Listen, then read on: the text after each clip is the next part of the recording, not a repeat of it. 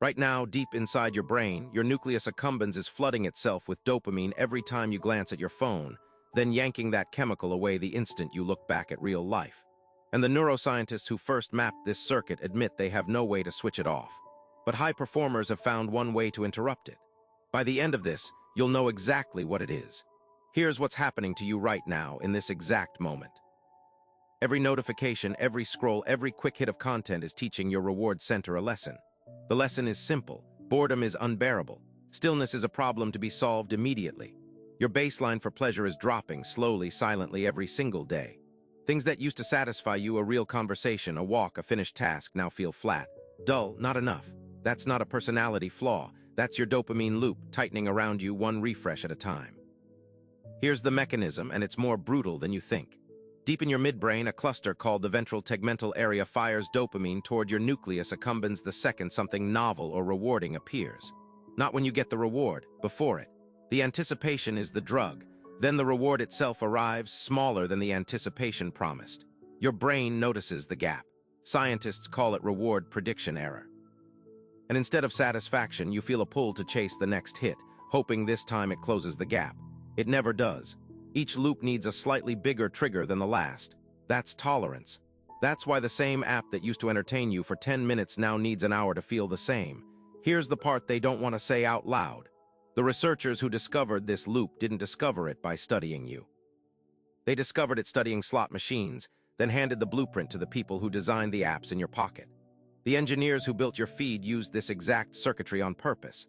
And now, even the neuroscientists who understand the loop perfectly cannot turn it off in their own brains.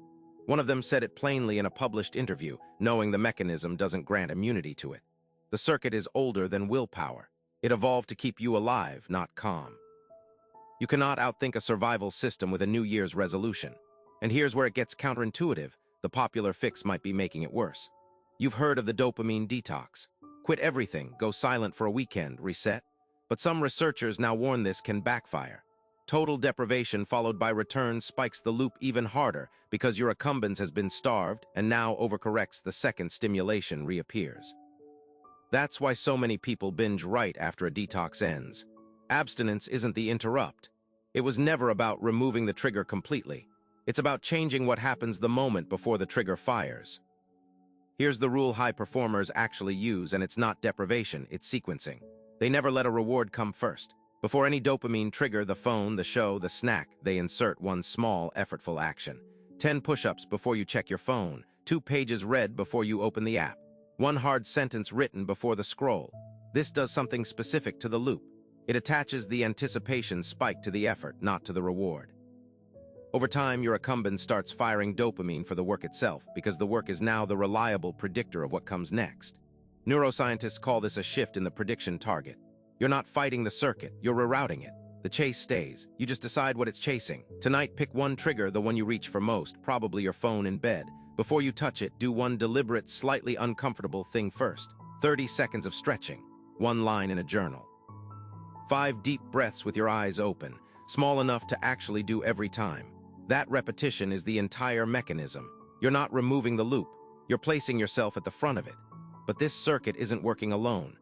While your reward center rewires itself tonight, another structure is quietly locking those exact patterns into permanent memory while you sleep, and what it chooses to keep might not be up to you.